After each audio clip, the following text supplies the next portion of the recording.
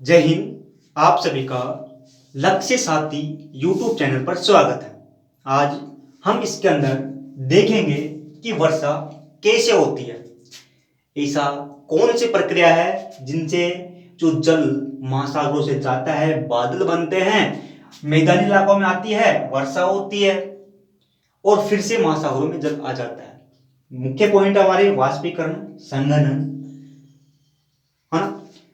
अब इसके अंदर जो हमारी वर्षा कराता है, इसका प्रधान बिंदु है, यानी कि जो मुख्य कारक है वो है हमारा सूर्य। हमको पता है कि सूर्य बहुत बड़ा है, हमने यहां पर छोटा सा लिखा है, लेकिन सूर्य बहुत बड़ा है और इस सूर्य में बहुत सारी गर्मी है। और हमको पता है कि सूर्य का प्रकाश धरती पर आता है और ये प्रकाश हमारे जो धरती है, इस धरती पर जल है, जैसे कि महासागरों में जो जल है, झीलों में जो जल है, नदियों में जो जल है, जहां पर भी जल है उस जल को ये गर्म कर देता है। और जैसे ही जल गर्म होता है तो वो वाष्प में बदल जाता है। अब ये वाष्प क्या होती है? जैसे कि हमने चाय बनाते हैं तो उसके अंदर हमने देखा होगा कि सफेद सफेद धुआं निकलती है, लेकिन वो धुआं नहीं बल्कि जल वाष्प होती है। जैसे ही जल वाष्प होती है यानी कि जल वाष्प में बदल जाता है, उस वाष्प में, उस हवा में जल की मात्रा होती है। अब यहां पर जो समुद्र की जो धरातल है, समुद्र महासागर है, इस धरातल पर सूर्य का प्रकाश आकर जल को गर्म कर देता है और अब ये जल है ना जो कि वाष्प में बदल जाता है और वाष्प हल्की होती है, इस कारण वाष्प ऊंचाई पर जाने का प्रयास करती है। इस प्रक्रिया को हम कहते हैं वाष्पीकरण, कि जल का वाष्प में बदलना, वाष्पीकरण हो गया। अब ये हमको पता है कि वाष्प हल्की होती है और ये वाष्प ऊंचाई पर जाने का प्रयास करती है ना। तो यहां से ये वाष्प ऊंचाई पर जाएगी। जैसे ही हम हमारी जो धरती है, जो धरातल है, इस धरातल से ऊंचाई पर जाते हैं तो तापमान में कमी आती है, यानी कि नीचे गर्मी, यहां पर गर्मी होती है और जो हमारे सौरमंडल की अंतिम सीमा है ना, वहां पर अधिक ठंड पड़ती है। यहां पर गर्म और यहां पर इतनी ठंड पड़ती है कि बर्फ जम सकती है। जैसे ही हम ऊंचाई पर जाएंगे तो ठंड बढ़ने लगेगी। तो ये वाष्प जैसे ही हमारी जो धरातल है, इस धरातल से ऊंचाई पर जाती है तो ठंडी होने लगती है। हमको पता है कि जो हमारा वायुमंडल है, इस वायुमंडल के अंदर नमक के कण, धुआं के कण, कालिक और मिट्टी के कण होते हैं। अब जैसे ही हवा, हमारे जो जलवाष्प है, जो वाष्प है, ऊंचाई पर जाती है, ठंडी होती है, तो ये जो धुआं के कण थे ना, नमक के, मिट्टी के, इन कणों के चारों ओर जो जल था वो ठंडा होकर इनके आसपास एकत्रित होने लगता है और बूंदे का निर्माण करता है। क्या करता है? बूंद, हम कहते हैं ना बूंद, उन बूंदों का निर्माण करता है। इस प्रक्रिया को हम कहते हैं संघनन। इसको हम कहते हैं संघनन। संघनन होकर वर्षा होती है ना। ये संघनन हो गया, है ना, और वर्षा यहां पर करा देता है। अब जो यहां पर ये जलवाष्प है, जो बादल है, जो हमारी क्या है?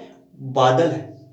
अब ये बादल है ना, बादल है, इस बादलों में जल की मात्रा है। ये बादल संघनन होकर यहां पर कुछ वर्षा करा देते हैं, लेकिन पूर्ण रूप से नहीं कराते हैं। अब ये यहां पर बादल बन गए, बादल है। अब मान लो कि इधर से कोई हवा आ रही है, हवा इधर से हवा आ रही है ना। ये हवा इधर से इधर आ रही है, तो ये अपने साथ है ना, जो इन बादलों को भी ले आती है। ये हवा इन अपने साथ बादलों को ले आती है और अब ये बादल मैदानी इलाकों, महासागरीय इलाकों में से कहां आ जाते हैं? महासागरीय इलाकों में से आ जाते हैं मैदानी इलाकों में। हवा के साथ साथ ये बादल महासागरीय इलाकों में से मैदानी इलाकों में आ गए। अब हमको पता है कि मैदान में कुछ जगह समतल है और कुछ जगह पहाड़ है। तो ये बादल इन पहाड़ों यहां पर आ गए, है ना। अब ये पहाड़ ऐसे कहते हैं इन बादलों से कि यदि ये बादल इधर जाना चाहेंगे तो इन बादलों को पार करना पड़ेगा। ये बादल यदि इधर जाना चाहेंगे तो ये जो पर्वत है इन पर्वतों को पार करना पड़ेगा, है ना, ऊपर जाना पड़ेगा। लेकिन अब हमको पता है कि जैसे हम ऊंचाई पर जाते हैं तो तापमान कम होता है। जैसे तापमान कम होता है तो हमारा जो वाष्प है ये जल की बूंदों में बदल जाती है और बूंदों में बदलने के बाद बारिश हो जाती है ना। तो अब ये है ना, ये बादल ऊंचाई पर जाने का प्रयास करेंगे, है ना, ऊंचाई पर जाने का प्रयास करेंगे। और जैसे ये ऊंचाई पर जाएंगे तो तापमान कम होगा, जल की बूंदें बनेगी और बारिश होगी। क्या होगी? बारिश होगी। तो ये बारिश यहां पर हो जाएंगी, जैसे ऊपर जाएंगे तो बारिश होगी। इस प्रकार यहां पर वर्षा हो जाती है, वर्षा हो जाती है। अब ये वर्षा का जो जल आया, अब ये जल नदियों के द्वारा आ जाता है, कहां पर? महासागरों में। नदियों के द्वारा ये जल कहां पर आ जाता है? ये नदियों के द्वारा ये जल आ जाता है हमारा महासागरों में।